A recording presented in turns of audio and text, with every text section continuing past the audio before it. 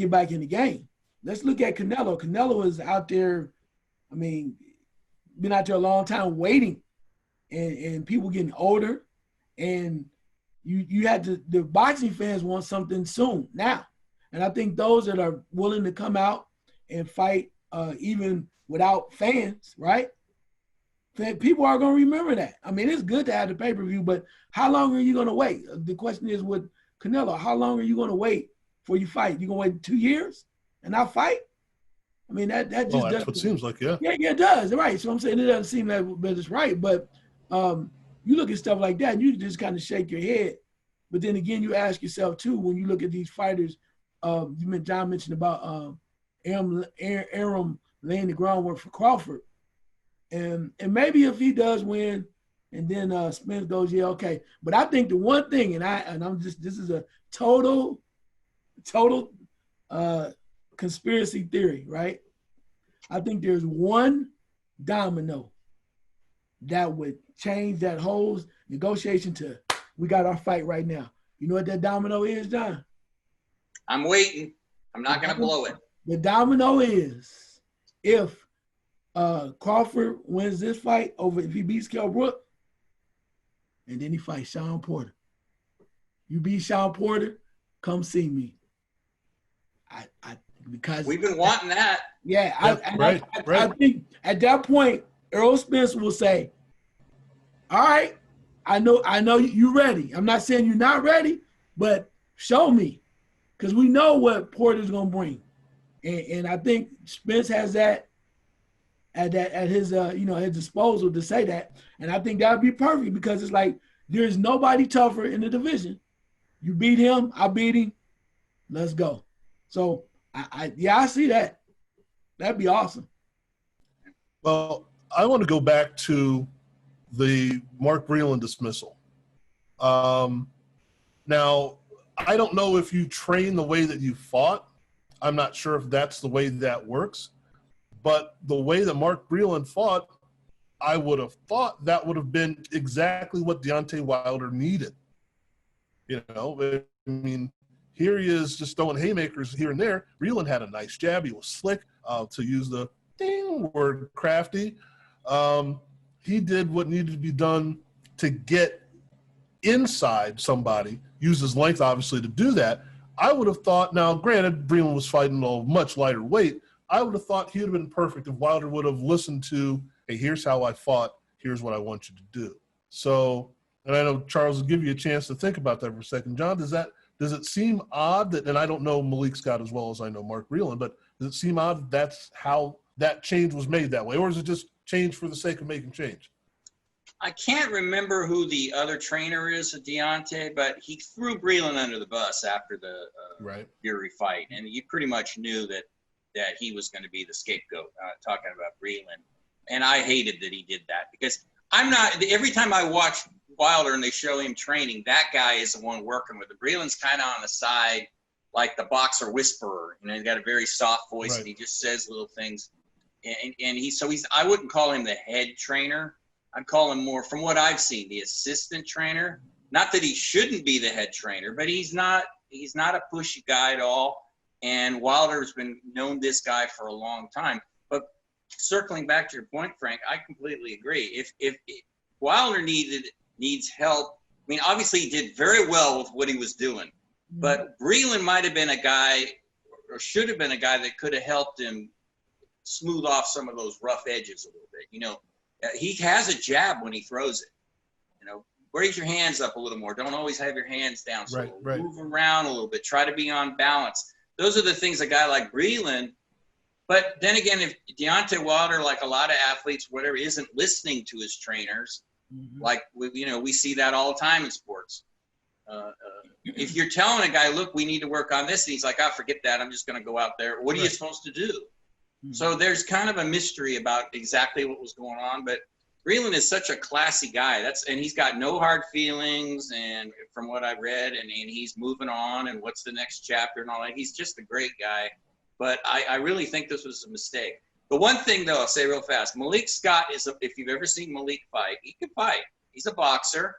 So he might be able, maybe Deontay will listen to him about we need to be a little cleverer in there against Tyson, or Charles's word, let's be a little craftier in there against Tyson Fury, because he thinks he's got your number and he's just going to do the same thing he did last time. He's going to try to walk you down, but we got to be prepared for that. So we got to go, no, that's not what's going to happen in the third fight. You might think that's what's going to happen. We got to try to outsmart the gypsy genius. So who knows? It might turn out to be a great thing, but when I first read it, one, I wasn't surprised, and two, I went, ugh. I didn't think it was a very wise decision. Well, Charles, now we're looking at one of the fighters out of your second favorite Olympic class, and a guy that had success early in his pro career and then kind of, but becomes a trainer. Now, I'm asking a twofold question here. One, now that you had a chance to let this kind of sink in, how do you feel about that? Does that seem like that makes sense? And then I'll ask the second question after that. Okay. Normally you probably say no, right?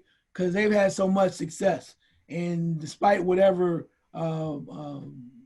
things that or issues or weaknesses supposedly that Deontay Wilder had, they still found a way to push through, and they did it for a long time. Made a lot of money supposedly, right. And he became very successful despite the criticisms of him.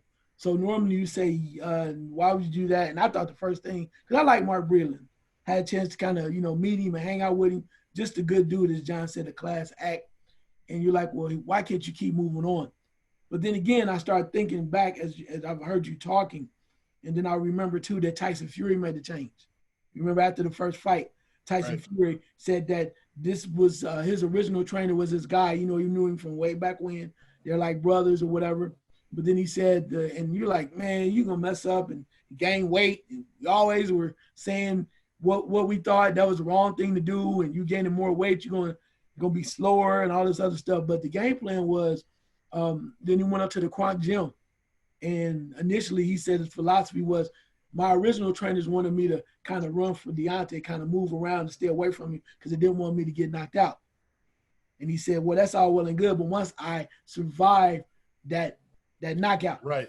Once I survived and got up, he said, I knew I'm not running anymore, but I had to go to somebody that is going to allow me to be aggressive in a manner. And he did that, and he did it by gaining weight, by getting stronger, overpowering Wilder, and he became successful. So on that being said, if he's already made the change, you would hope that he doesn't try to fight the same way he did before, that just legitimately is a style change or whatever he needs to do to be better. Sounds like he's going to be faster and quicker. He's going to go back to his original weight where he's not trying to bulk up like his opponent, and he's going to get back to being himself. But the question you have to ask yourself is he really going to dedicate himself to make significant change so he can win this fight? Because if not, you should have stayed where you're at. But then again, he's a fighter. He has the ability to change his mind, do what he wants to do. But it's going to be interesting to see, and I'm sure Mark Breland wishes him nothing but the best. But if you come out and you see him get clocked, you go, So I'm interested to see how this plays out.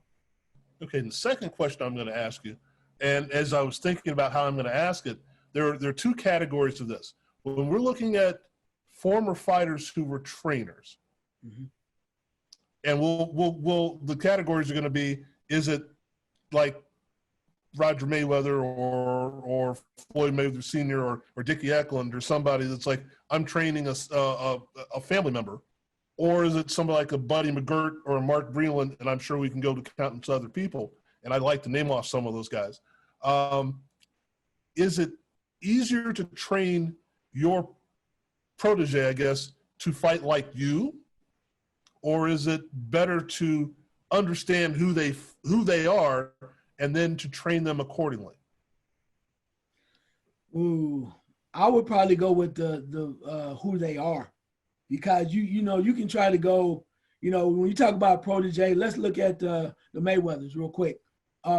That's a special situation because young Floyd was all in. I mean, granted, he used to argue with his dad and they had the little tussles, but he knew exactly what they were trying to do. He understood what Uncle Roger was doing. He grabbed the concept and he took it to another level. He was all in. And that's not always the case with proteges or family members. Somebody like you can't tell me how to fight, blah, blah, blah. So if you do it though, where you reach the guy where you meet him where he lives, who he is, then you can build off of that. Okay, we're gonna keep doing this the same way, but now we need to enhance this. A la Tyson Fury. When you look at Kron, they didn't really go out and, oh, you got to do something totally different. They changed his approach, but they still let him allowed to do the things that he was doing. So when he was cussing and rusting him up, he still was doing the boxing and the movie and taking over Wilder. So I think the answer to your question is staying with what makes them initially and building off of that. Because the family thing is cool, but sometimes your family or your protege, people get on your nerves. You've been around them too damn long. And no matter what, even that person that's training you is wrong. You go, man, hey, you're not in there with me.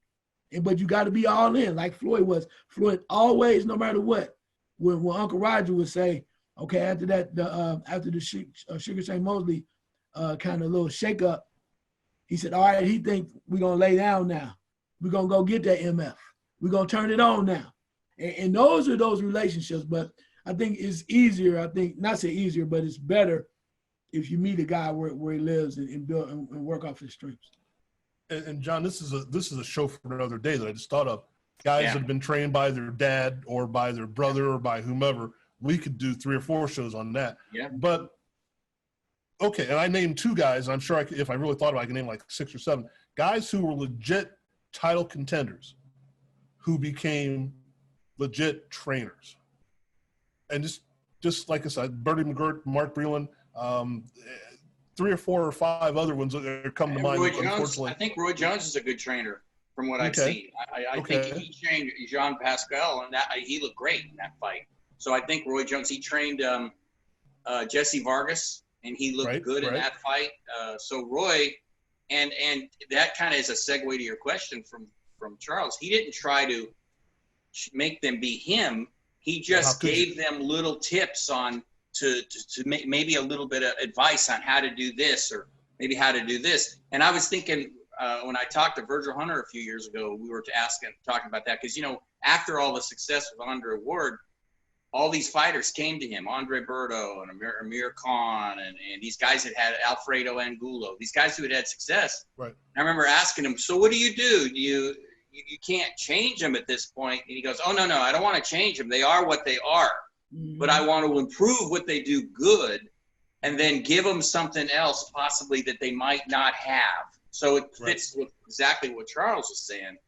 And that maybe that's what Deontay Wilder is thinking, that Malik Scott will give him a new voice, and he can box Malik Scott. So he just figures, look, it's gonna be a fresh voice in my ear, and I will be able to apply something different. I'll have a different mindset. Boxers do that with their trainers a lot, where they dump them, and we all go, oh man, it wasn't the trainer's fault. It's not. It's just like any kind of thing in sports. A lot of times it's not the manager's fault that the team didn't play well. It's the players, but the manager gets fired. So you have this kind of mindset, but the relatives, and then Roy Jones' own father trained him, Frank, if you remember, and it did not work out. And his dad was supposedly a good trainer, I would think. Now, of course, you're working with a monumental talent in Roy Jones, but I think Buddy McGirt is one who's probably the best of the. That's the one that always pops into my mind about who the fighters want to work with. He helped Gotti come back. Gotti was done pretty much, and he reminded Gotti that, look, you're not always just a brawler. You can move, you can do other things. You're multi-talented. And Gotti was like, oh my God, he's right. Mm-hmm. So he did tweak him and change his style a little, but then when Gotti would get into a firefight, he'd start bombing, as we know, like he did with Mickey Ward. So he was what he was, but Buddy McGirt is the guy, and he's another guy that would be fun to have on because he's blunt, direct, and funny as hell. Well, it's one of those things that we talk about sports. Ted Williams is a manager, or Magic Johnson is a manager. But then you can flip that around and go to Frank Robinson or Mike Scioscia, or I don't know if Mike Scioscia was a Hall of Fame caliber player. I don't think so, but you know where I'm going with that. Larry Bird won some, got to the finals with the Pacers, So because the question has always been those that play can't coach, or however you look at it. But then you can throw a Mike Dick in there depending upon how much you think he did with the Bears. But it's the idea of it's very hard to have been that good as a player and then relate that to the people that you're trying to coach, because they don't see what you see. Right. Roy Jones being a trainer is mind-boggling to me. It is, because you would think okay, now I want you to well, no, you can't do that. There's no other human being in the world that can do what I did. But as you said, he's still doing a very good job as a trainer, because you still have to, in order to break the rules, you have to know the rules, which sometimes we don't give guys like Roy Jones credit for. So I think that's a very good point, because I never would have thought of him until you mentioned it as being one of those guys. Buddy McGirt, I think, is fantastic, and I can hear him talking to Gotti in the corner and just hear how good of a trainer he is, even though when you watch him fight, I'm like, those are two different people. The boxer Buddy McGirt and the trainer Buddy McGirt don't seem to be the same guy. So, all right, so I guess we're looking at, Charles, the concept of what do we need in this transition. I will get off this in a second. I know you just got into this, but that transition, what does Wilder need to learn from the next guy? Wow. I think, first of all, movement and the ability to be first. And what I mean by that is, that's a good point. I mean, yeah, he can throw, and then if he hits you, he can knock you out. But one of the things that Fury, I think, showed you in the second fight was he was first. And Wilder sometimes seems to be a guy that sits back trying to calculate, waiting to kind of get his shot off. But I think he has to be first, and he has to be able to present a jab that really matters. And that's what's going to happen with Fury. And that might mean you might have to come out and box a little bit more than trying to go for that killer punch. Because when you have we call him a one-trick pony, we have that one set agenda. You're always trying to load up and get that thing going on. That Mr. Crafty can cause you a major problem. So, yeah, I think he's going to have to learn how to be first and wait his time. I mean, make sure, and then also, too, keep his hands up, because we know sometimes Deontay drops his hands, and when he throw that hand, it's wide open to somebody to come back. Whoop! So, yeah, those are two things I would say for sure. Okay, and John, now we've managed to get our first special guest in here. Thank you for bringing Darnell Boone. I really appreciate that. That was fantastic. That was pretty very cool. Welcome. Yeah, that's great. What are we looking forward to now in the next few weeks? Well, we've got the next week, not this weekend, but the following weekend, we've got the big one. We got Lomo and Lomachenko, so we're going to be talking about that. Then 2 weeks later, they changed the date. I don't know if you guys know this, that Frank probably does. I don't know if Charles does. He's a follower like us, Frank, that your boy Santa Cruz and Davis are fighting on Halloween night now, Charles. So that's kind of cool. And that's then perfect. I think so. I kind of like that too. I think that really fits in with what we could see. I mean, he could be a little creepy that night. Who knows? So it's going to be kind of fun. And then, of course, we got so 14th now. We've got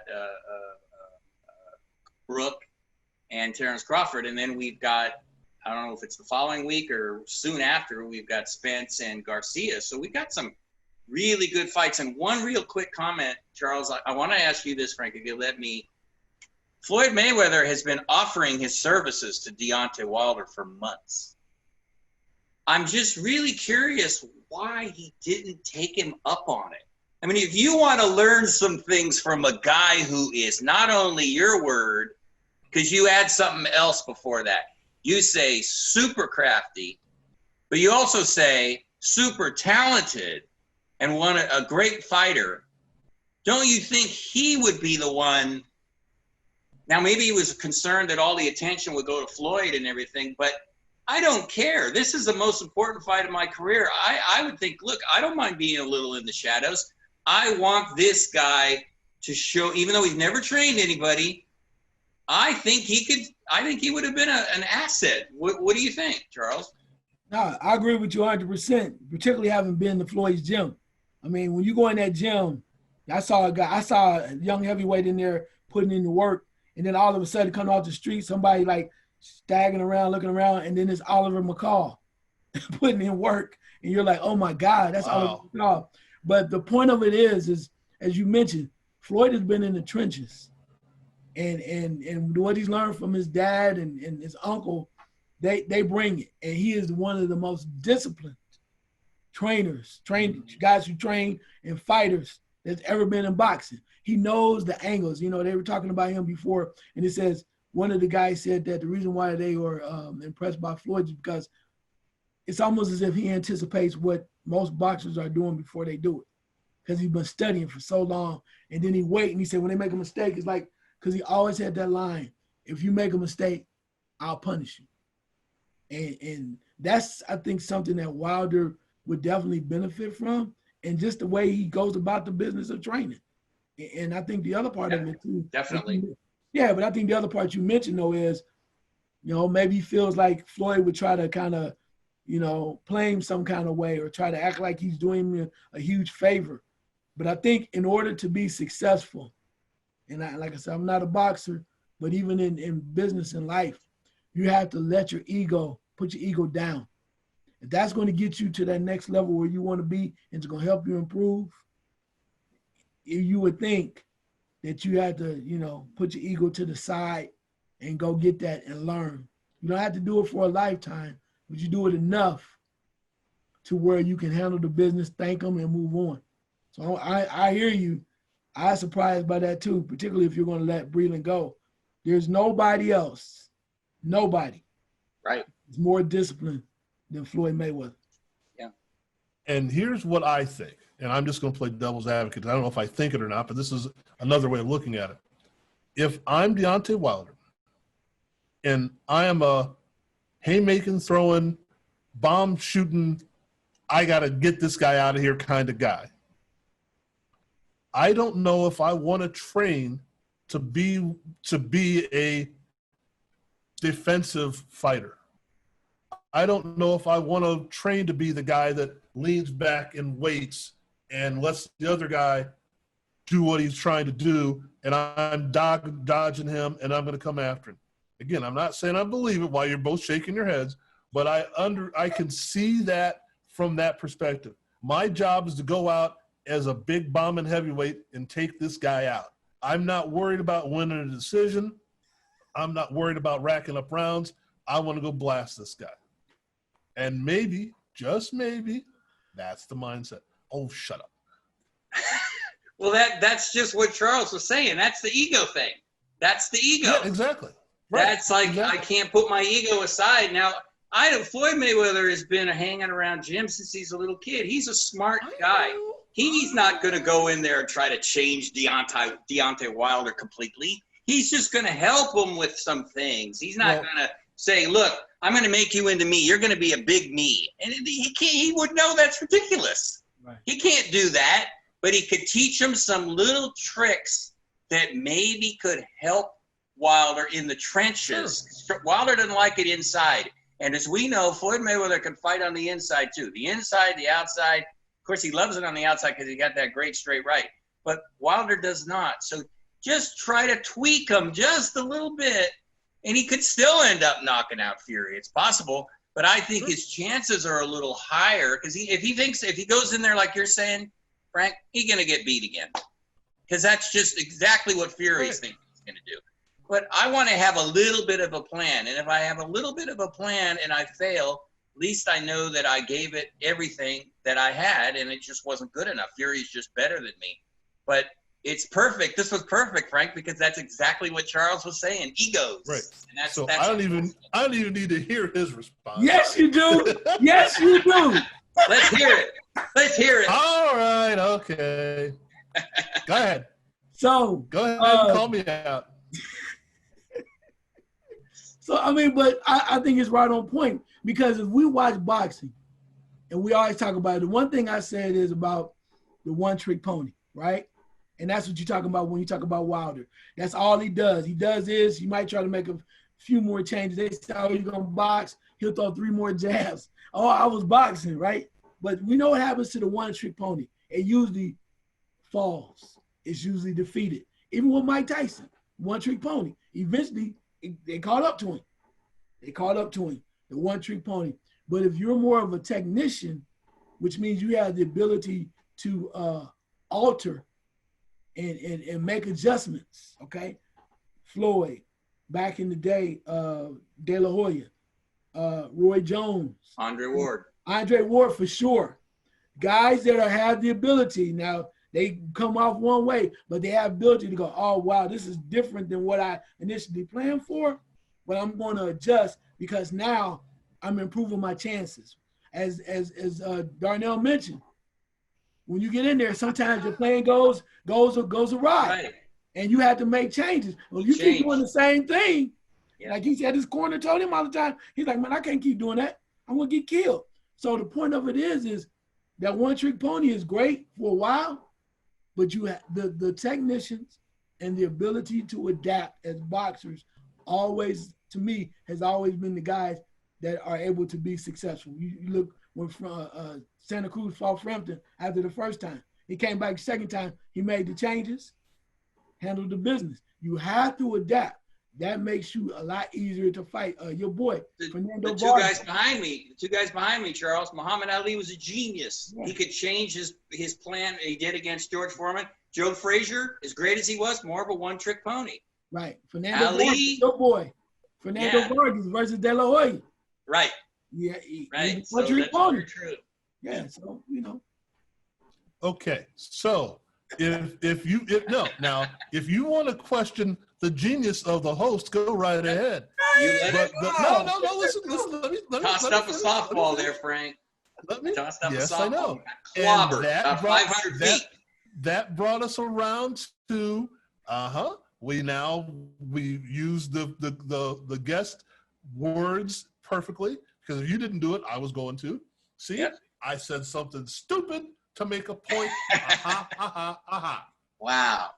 Well, okay. I am so smart, I scare myself sometimes. Well, all right. This whole show is scripted. Okay, what are you talking about, Frank? You got it written down on a script there. Tell everybody. We planned the whole thing. Screens going on here. The teleprompter's over there. I'm in good shape. I knew it. Got off of Marine One, and anyway. I just glanced down at my script a minute ago. See, we'll edit that part out. All right, so this is one of those shows where this particular show, and the show in general, that is so much fun to do. Again, Darnell Boone was fantastic. When you start talking to someone, or before you talk to them, you think you know how things are going to go, and it takes you in a whole completely different way. I think we could have asked a few more things, but I don't know if it would have made it any better. So that's fantastic. And then this little give and take, and the genius of me and all that stuff. But the way we go about things, I think it's so much fun. Now he gets it right. I understand how much fun it is and why more people should see it. So, all right, go ahead and say something before I cut you off. Certain things, when you hit that last shot, you hit the game winner, you ain't got to say nothing because other people going to talk about it. But see, I personally wouldn't know about that. I never hit one of those, so I don't know. I did. No, Frank, you know what? But back to what I wanted to say was, wouldn't it be cool, just for a second, imagine you're a fighter and you got Floyd Mayweather telling you what you need to do. Not somebody, you got good trainers, sure. But here's the guy. See, and it ties to what Darnell Boone was saying. When he said that he's got a lot of experience and these coaches want him to talk to the fighters. You can never beat that kind of experience. People can't relate unless they've been there. So you got a guy who had 50 pro fights, never lost, fought all the styles, controversial as hell, whatever you want to say. But I think he would be able to give advice to Deontay Wilder during the Fury fight, he'd have it figured out in the first round and be telling him whether he listens to him is up to Deontay Wilder. But I mean, I would just die for that. I would think that's like having Da Vinci whispering in your ear as you're trying to paint. You know, I mean, why not try for the best when you have a choice to get it? Some guys can't be trainers; they're not good. But I just have a feeling that Floyd, like his dad, like Roger, would be able to express what he needs to do, and I think possibly Deontay would hear him. Well, see, this is the dichotomy of what we were just talking about. I'm Joe Calzaghe and Enzo is training me, and at some point you got to be in the back of your head. Either it's my dad, he knows what he's talking about, or at least he knows what works best for me, or somewhere you're going, has he ever been in the ring with guys of this caliber? So there's that two thing. Or Sugar Shane Mosley, you feel Trent, you can go right all over the place with that. Jack Mosley, right? But also, just as you're saying, I would like personally, if I get my ego out of the way, at least to look to my left and go, you've done this before, or to my right or whatever. It's like, you've got a clue. And when I get into situations that I don't know anything about or I'm unsure of, I can look to my side and go, okay, what the hell's going on here? What should I be expecting? You know, should we, you know, if I'm the Beatles and I land at Shea Stadium, you know, should I have been, who knew what was going on before this? You know, I need to go talk to Elvis or New Kids on the Block or something or whatever it is. I need to know what the hell's going on because I'm out of my depth. And as you're saying, Charles, what better person would there be than Floyd Mayweather Jr.? I agree with you. Like I said, I was just starting to stir the pot. But the idea of, you know, where else could you go? Even if he's not a great trainer, I'm not saying that, but even if he's not a great trainer, he's still been in that crucible that you haven't been in before. And when you get thrown into deep waters, I would think you want that voice in the ear of, hey, this is something I've been through, settle down, I'll get you through it. Or you need to step it up because I know what the heck's going on here. You're not ready for this right now unless you do X, Y, and Z. So I think it'd be a perfect thing to do. And if Floyd Mayweather Jr. is reaching out to me, I am on the next bus to wherever it is. Or I'm already there. I'm getting on a time machine and getting there ahead of time. So I agree with you both, but it's not my job to agree with you, so I can't do that all the time. But it's the idea of, hey, if I'm playing baseball with the Washington Senators and Ted Williams is talking hitting, I don't care if he knows anything else about anything else. I'm listening to Ted Williams talk about hitting. You better believe it. You know, I may not be able to hit like Ted Williams, but geez, Ted Williams talking to me about hitting, I got to pick up something from that. So exactly. Can I throw one thing in there? I think sure. The one message that needs to be said, or we already know this anyway, but when you look at Floyd's his career, the one thing he did, along with his trainers and his family and where they go about the business, he made so-called great fighters look ordinary. Sure. And I think that's something that when you put all of the names that he's faced and other guys, he made great fighters look ordinary. And if that's something that you can say, you can pass that along to a Deontay Wilder, you kind of say, we're going to break this guy down as far as the philosophy. We're going to see what his strengths and weaknesses are. And now we're going to show you at this particular time in the fight, now here's what you do. And we'll watch how this goes this way instead of that way. Because again, call it what you want to, you got to get a little crafty. Okay? You got a little crafty because they already beat you to the punch as a one-trick pony. Well, and to avoid making this Floyd Fest 2020, but that's what it seems to be all the time of us. But anyhow, also understand something very important that I think we forget when we talk about Floyd Mayweather Jr. 50-0, or 49-0 and whatever you want to call it. I'm just being silly. But 50-0.